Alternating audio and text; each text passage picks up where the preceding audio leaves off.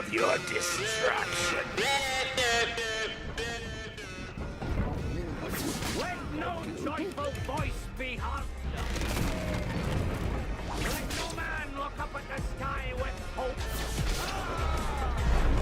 And let this day be cursed by we who ready to wait. The Krackin! Release the Krackin!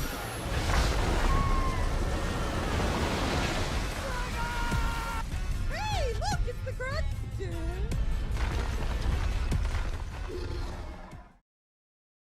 Hey everybody, welcome back to Just Krackin. I'm your host Dex with my co-host Jax. Today we're going to be reviewing the Falcon Winter Soldier TV series, all 6 episodes. We're going to try to get this in a nicely tight and wound bundle. Falcon Punch.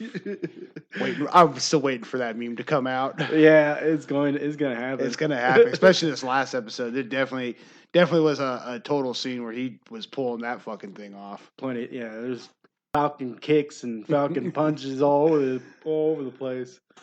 All right, so start it all off. We're going to go with episode 1. Basically, we're just going to go through the pros and cons of each episode and break it down and see how everybody feels about it, how we feel about it, and how it's affecting basically cinematic universes. Yeah, well, affecting the way that they're going forward with this Marvel Cinematic Universe, them doing series, first WandaVision, now Falcon and the Winter Soldier. And to be honest, in some ways, I'm liking Falcon. I liked Falcon and the Winter Soldier a little bit better than WandaVision. And mainly because, to me, I thought about this when we were watching the Falcon and Winter Soldier, and I realized the show doesn't rely so heavily on visual effects. Yeah. And because of that, it feels, I guess it feels more, there's more quality to it, I guess. It doesn't feel so much I guess the WandaVision was supposed to feel like a TV show. So but it felt, I guess Falcon and the Winter Soldier feels more like a cinematic movie than More like a cinematic series. Yeah. Yeah, it's actually tied into what we're doing. WandaVision, in my opinion, just sort of fell off. Nobody understood the concept of it. Nobody, they didn't really get the story out there fast enough for people to want to stay interested into it until the last episode. Unlike this, where they obviously kind of already know what they're in for. Yeah, and on top of that, obviously they have the today's political agendas playing into their favor with the characters that they have. Yeah, especially setting up Falcon as the bank scene. Yeah, well, throughout the series. Yeah, throughout the whole series, yeah. But there were key moments throughout the whole show that was kind of why? It's almost like the unbelievable. Well, okay. Here's the thing: is there is some precedence when it comes to loans being denied to people. I get that. But again, but yeah, it doesn't make sense simply because he's literally somebody who helped save the world. Well, besides that, he was also in the military. He had a military background. For them to deny his bank loan, it just seemed ridiculous. I don't know. Hear me out. Okay. This is right after everybody got snapped back. Generally, the information probably got out as to what happened. Nobody, how does the government explain that? You can't keep that a secret. Yeah. Somehow something about that is going to come out. Yeah. Well, generally, chances are they're probably going to talk about that for months on end. After the blip, in terms of, when everybody got blipped out and, all of a sudden all these people are left behind, and they probably talked about it for months. Just think about the way that we talk about certain subjects. Oh yeah, it almost took them forever probably to even get things going again. Yeah, but simply the fact that they were talking about it in the news for all that time, chances are they probably showed all the photos of the people that were involved. And you'd think that Sam, being the Falcon, being one of the Avengers at that time, would probably be, Easily his recognizable. Yeah, easily recognizable. Like Yeah. you got to think about how recognizable is Elon Musk now. Yeah. Okay, he'd be Tony Stark. So obviously, anybody associates Tony Stark with Elon Musk. Now, I don't know any American heroes. I guess maybe what's his name, the American Sniper guy. Oh, Chris something. Yeah. He'd be the only thing I can think of off the top of my head that would be comparison to To the Falcon. well, no, Captain America. Oh, to Captain America. Yeah, Captain America. Okay. And say he had a friend, you know. You would still know who this friend You is. would know who his friend is. Yeah. You would show him, pictures with him, like their interactions together. There's just a number of things that you would see on the news. Yeah. If they had especially if they had pictures of, the things that transpired, them talking about what happened after. Just the information alone would interviews. be there. Yeah. Damn well people are going to be like, "Oh, I can't get a hold of Captain America for some reason. Apparently Tony Stark's dead, so who else am I going to call next? Who, the guy that was standing next to everybody throughout most of the Yeah. I get you. No, and that's what bugs me. It bugs me like how a kid in the very, very beginning, the kid's like, "Oh, you're Falcon," but yet this like bank guy has no idea who he is. I was like, that's just unbelievable at that point. I'm sorry, that was super. Well, I mean, he did it like on the tip of his tongue or whatever, and whatnot. But it stands to reason that if you were applying for a loan, that you would request to possibly ask for somebody who had more authority. If you're, denied that loan, hey, I talked to somebody else with more authority, because, like, think about it in terms of. Well, they even brought up that their family had been banking with that in particular bank for generations. There's just so much wrong with that. Well, what I'm scene saying where I was is like, like, I can't. What I'm saying is sometimes lower loan officers or loan agents or whatever sometimes can't make that decision. But they would call their manager up like, "Hey, hold on." But that's what I'm saying is like the guy basically did nothing for him. Yeah, he just basically in reality, I'm not even gonna try. Yeah, he would have even came. I'm sorry, I would even if I was this bank guy, I would have been like, "Look, even if we can't help you, go fund me. Just say you need a little bit of help. Yeah, I swear it'll pay out for you. It would like so like it's unrealistic to say like, oh, these guys can't get a loan or these guys can't get money to do that. And in fact, to help out their own that's just ridiculous. In fact, they kind of prove this later on in the series in later episodes. Yeah, later on down the line when they started calling in help. But like, if you think about it, you can put a GoFundMe or a Kickstarter or whatever, whatever. Especially if he was especially if it's crowdfund, like the Falcon or something. What was another one? Indiegogo or something like that. He could have started an OnlyFans for all I care. OnlyFans, yeah. You would have in this day and age. It doesn't make sense to present that scene.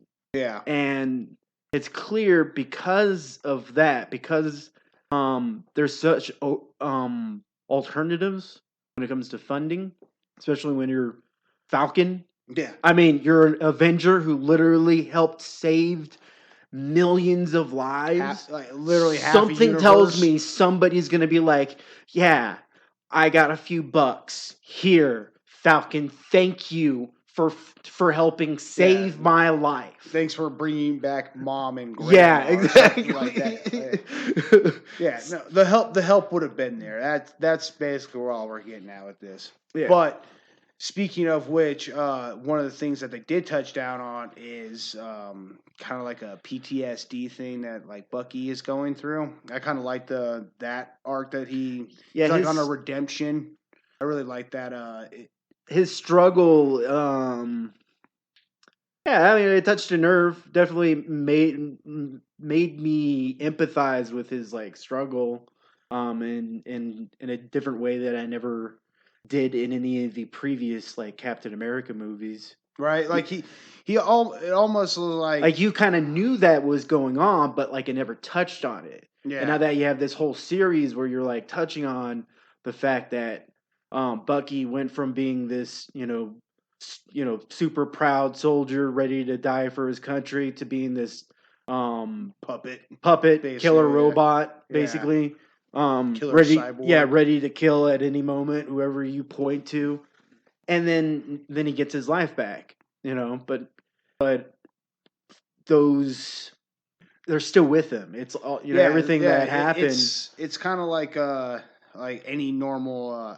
Honestly, it makes you think about just anybody who comes back from any kind of situation like that. Any kind of military personnel that kind of comes back from that. You're like, oh, it's easy to see what yeah. like you have to think. You can.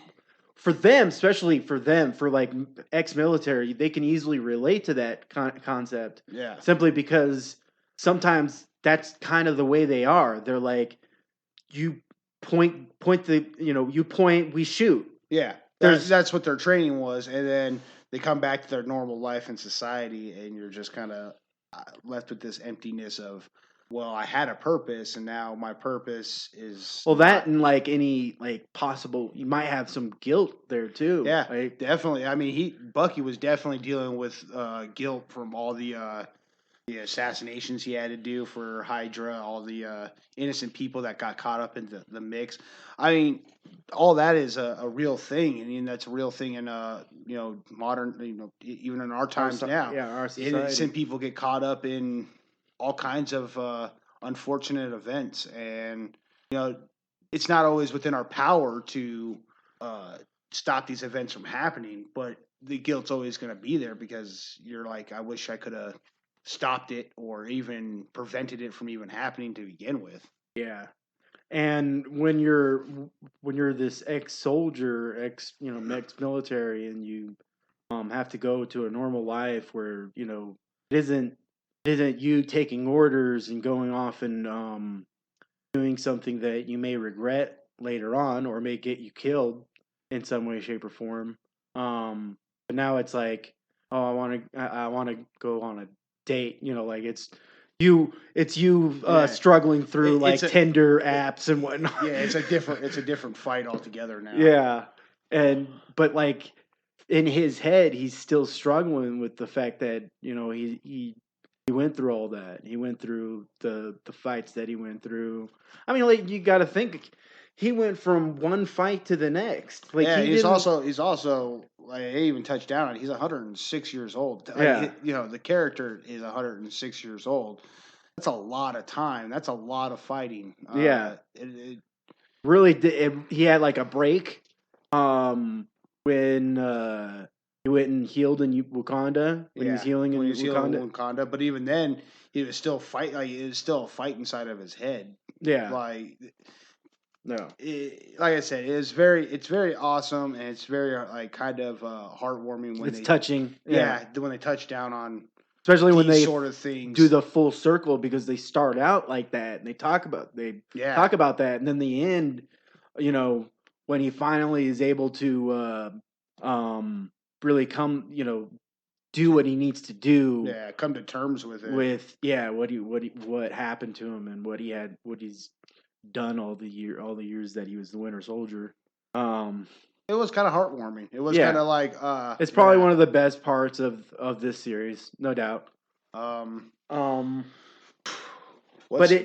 other than that, like the first episode, it started off really good. Yeah, the first episode did start off. It was definitely a strong start to the series.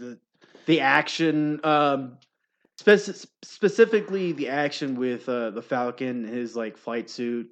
A lot of the scenes at the beginning, the first episode, were from that.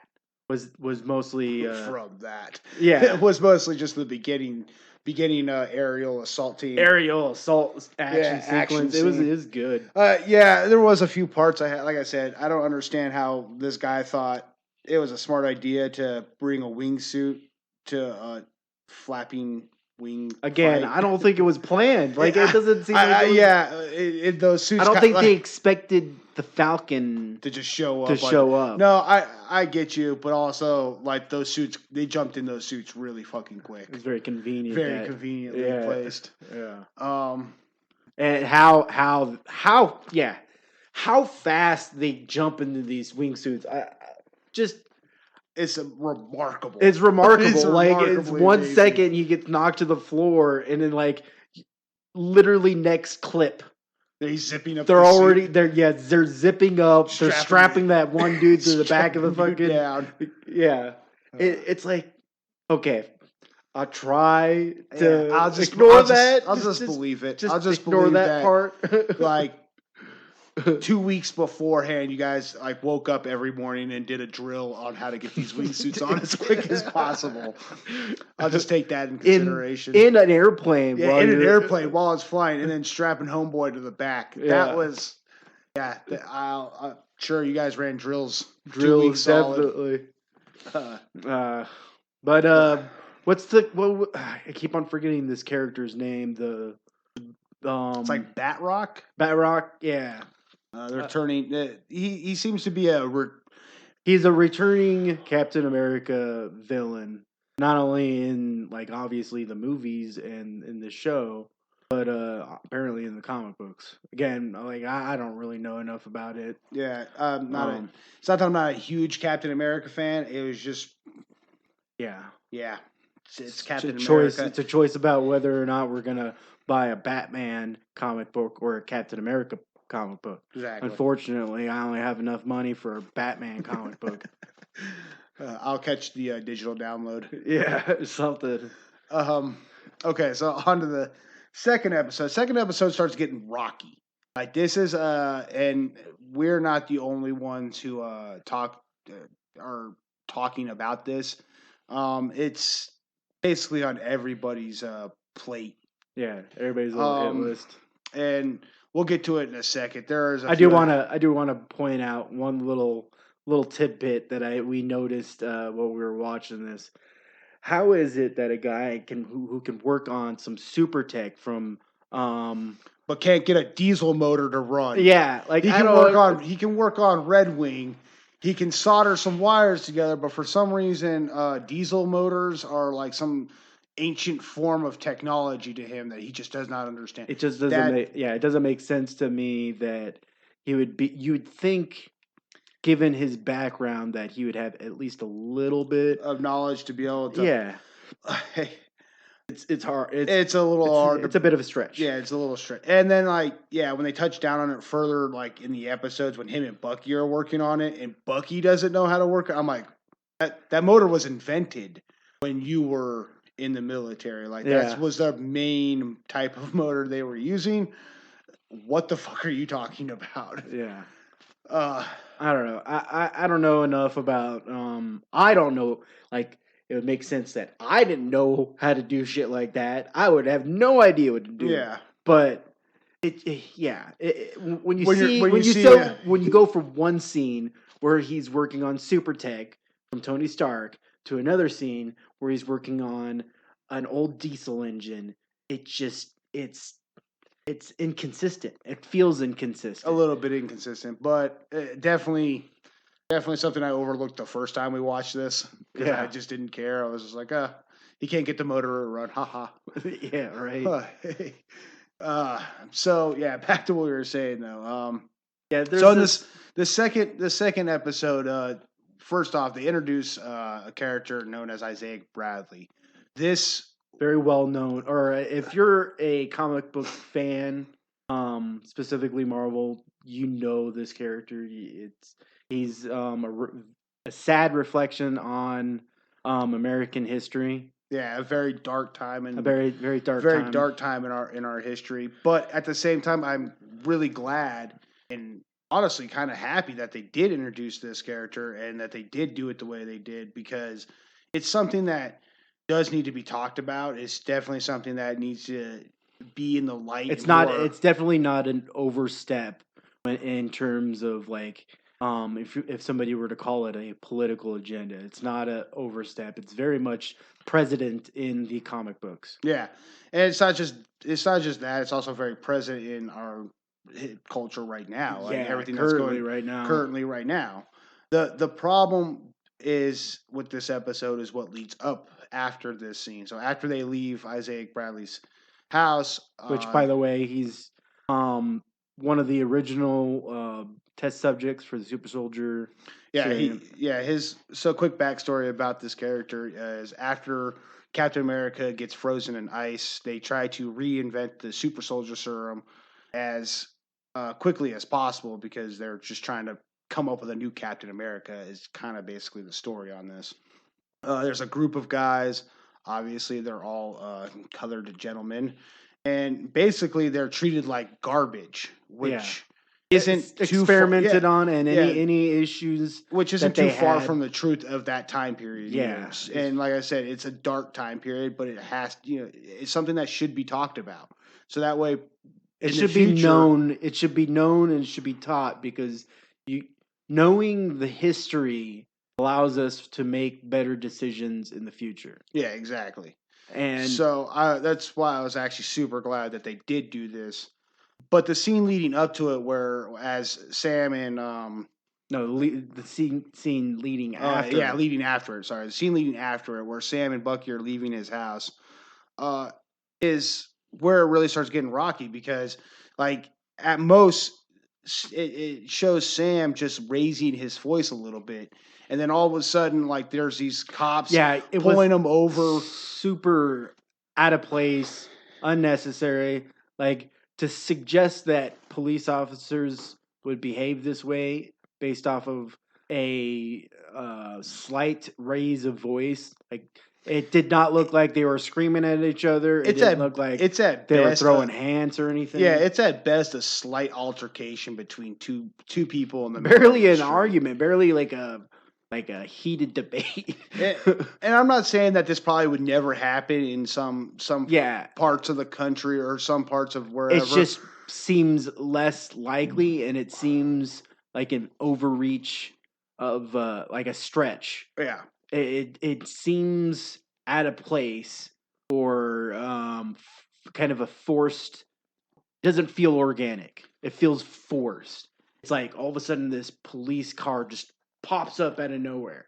Yeah. I mean, like, it didn't pop up out of nowhere. So it was just sitting there. Like, it pulled up on it. Like you said, it didn't seem organic at all because what the scene was is as they were coming out of the house. And if you kind of look like up in the corner, the cop is kind of like coming up to the stop sign. Okay. And it's like all of a sudden, I guess I missed that. It's like super convenient is what it is. Like, as this cop is pulling up, these two just happen to be arguing. And it just so happens to be Sam who's yelling. And it's like one of those, like, barely yelling. Yeah, he's barely even yelling. Too. Like, honestly, I talk louder than this guy does. Yeah. And for the way the cops just sort of like react is kind of also a little like weird. Because again, we're also talking like, how are our armed officers, not our armed officers, I don't know why I said that. How are our officers of the law not recognizing two of our greatest heroes at this point? At this point, their faces would have to have been. It just doesn't make sense that their faces weren't plastered all over the news. Yeah. Like everybody in America, everybody in the world should know who these people are at this point. So like for them to just approach these guys and be like, "Oh, it's fucking Falcon and Bucky." Yeah. Like it's. I mean, yeah. Granted, there was the one that like as he like was walking, he was like, "Whoa, wait a minute, dude, that's." Yeah, the other guy almost immediately recognized him. Recognized him. Yeah, but the moment feels forced, and that's the main issue. It doesn't feel organic. It doesn't feel like it was absolutely necessary. It doesn't feel like, no, especially because like again, the scene that was before it was already powerful enough. Yeah, you already basically played your card. You didn't need to play another card. Yeah, it's like you got greedy with it. It was to me it was unnecessary. Mm-hmm. Completely unnecessary scene. Could it have been to lead up to the next scene that came up after that? Maybe. I do like the little scene between Falcon and Bucky in with the therapist. Oh, where they're like sitting with Yeah, their they're legs all all sitting next. catacorn It's with just like, each are you guys having other. a staring contest? Yeah, the brother banter that's between the two of them, and that's Yes. what it is. Like, as much as they act like they don't like each other, like me and my older brother have the same exact Yeah. thing. We can sit there and act like we don't like each other, but in reality, I love the band to death, and that's exactly how. That's It exactly does what I seem like see. yeah, Yeah, that's exactly what I see. I see. like these two would die for each other. Yeah, easily. There's, But but like they continue they throughout have- the series to act like they hate each other. Like oh yeah, especially Bucky. Bucky's very It's at least kinda- the first 3 episodes, around like 4 and 5. well, he's sour. He's Yeah. sour because he gave up the shield. Yes, And he does understandably sour. He does address it in that scene Yeah. about like how he feels like, well, if Sam is questioning how Steve like chose him to be chose the him to next- be Captain America, Yeah. then maybe Steve wasn't right, and maybe something. And Maybe if he he's was not wrong about him, he's wrong about me. Yeah. And like I kind of understand that aspect, of, like that way of thinking. I mean, almost everybody should. It's like Bucky at this point, because of what he did for him and because who he was when before he became the Winter Soldier. It's like the like almost like dad disapproving. You know what I'm saying? Like you never want your dad to disapprove of what you're doing, and that's kind of like what it was with like Steve and Bucky at one point in time. Yeah, it's a good. It's definitely a good way of presenting these two. I guess it's more like an older brother sort of thing. Yeah, but not like a father thing, but still, like you don't ever want your older brother to be pissed off at you about anything. But it's a good way of showing the growth between these two characters. Yeah, absolutely. And how they become more like the way that I guess Steve and him were when they were friends. And what else? The truck scene, the truck fight scene was really good. Yeah, I actually liked it how that girl smashed Red Wing, and he was just like, "Oh my god, I've been wanting to do so long." Love that part. That's another like kind of good thing I actually did like about the one time I've really liked it when they changed the character was the Red Wing character. Isn't like I really liked it. I really would have honestly liked the Falcon, the actual Falcon, but it makes sense now. Yeah, like nowadays, the modern time, it does. But at the same time, it's like, at one point, at a certain aspect for me in the back of my mind, I always think, like what would it have been like if it was the actual Falcon versus the drone that they did. Okay, so here's but at the same time, I always look at it and I'm like, it might have been weird. Yeah, it might have been stupid. It might have been really weird if like that was an actual bird she just ripped apart in that scene. I don't know. Maybe not. I don't know if Disney would have been able to handle that. Peter would have been on their ass. Peter would have been like, all over that shit. You can't kill Red Wing. What? Just rip that bird's head right off. Like yeah, Ozzy did it. You'd have to think. You have to wonder, would Red Wing be like Peter's like favorite superhero, or would it be like start Hawkman? Of the Marvel Super Friends with their pets and whatnot? Or no, Crypto probably. The dog, yeah, Crypto the dog, Crypto, definitely. That's DC though. But I'm just thinking, their favorite dog superhero. Who would it be? Anyways, back to Falcon and the Winter Soldier. Yeah. So episode 3 kind of starts the fizzle. It does have some really good scenes, but at the same time, it's more or less like just pushing story along. Before we go to episode 3, I do want to mention real fast, simply because it has to do with episode 3, the introduction of the new Captain America. Yeah, and the character this new character, John Walker. I like his story, but he's one of those characters that you love to hate.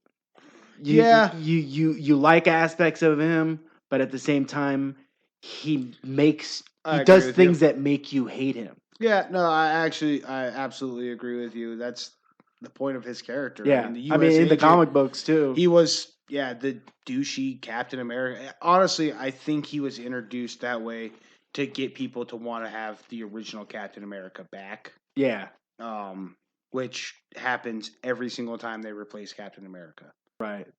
People just complain until they get him back, and then they complain that they have him back. But yeah, It's like that's what happens. They complain that Captain America was killed off, and they complain that this person couldn't be Captain America. There's only one Captain America, that's Steve Rogers. And then as soon as they get him back, they're like, he's completely unrelatable. Yeah, let's make a gay Captain America now. Yeah, let's throw a gay Captain America in there now. Or some really badly dressed female Yeah. Captain America. So episode 3, enter Captain Team America. Basically, Captain, is what's going on there. He just goes around like bossing people around. Yeah, that was one of the he, horrible cons about that, though, was that like they just weren't they in other? He was in another country. He was in Berlin. He was in Germany. Yeah, he's in Germany, and he's bossing people around like he owns the place. Well, it's not really bossing people around like they were doing a raid, but like for the way that it reminds me of Team America. Yeah, it was definitely a Team America moment where they were just like, "Fuck yeah, we don't care. We can do what we want." Yeah, bust in and freaking. Yeah, like you own the place. just the over douchiness though to me was being a little overplayed. Like we already didn't like the character. Most people didn't like the character as soon as he was introduced. The fact that they were just like trying to over douche the character up, it was like, I'm okay. Yeah, they were trying to make you hate the character. I don't know. There was like this give and take. Like they at the same time they were show you scenes of him where you kind of wanted to. Well, yeah, they wanted to make him relatable, but like the parts where like again, it seemed like they were just turning the douche up to like 10. Yeah, it was like, what's the point? Right. We already don't like the character, so please stop making me hate him even more. Because like when his friend died in when one of the episodes, like later episode, I think it was like episode 4, his friend ends up like getting killed. I really didn't feel like super bad about it. I mean, it sucked that the character died, but at the same time, I was like, I mean, you guys were kind of setting it up to where I wasn't supposed to really give a crap if this character died or not. Yeah. You douched both of these characters up really well to the point where I just don't give a crap. Like, both of them could get dropped right now, and I'd be like, well, the shield's right there, Sam. Why don't you go ahead and pick that up? Yeah, grab that shield, and we'll just sweep that underneath the rug. Yeah. Yeah. But on a lighter note, Zemo like basically stole the show. Yeah, Zemo definitely stole the episode on that. Like we're gonna have to advocate the Zemo cut. Like release the Zemo cut. I want some more fist bumps. I want him just fist bumping him all on the up and down dance that floor. Like, wow, yeah, no, I definitely like that character a lot more than when you're supposed to like him and they're supposed to hate him in the Winter Soldier. But yeah, I mean, it's really hard to hate that character, even though he's kind of a douche. Yeah. But I think we're gonna call this episode good for right now. Cover the next 3 episodes in another episode. Yeah. Cool. Well, this is Jackson Dex, and we're signing off. Have a good one.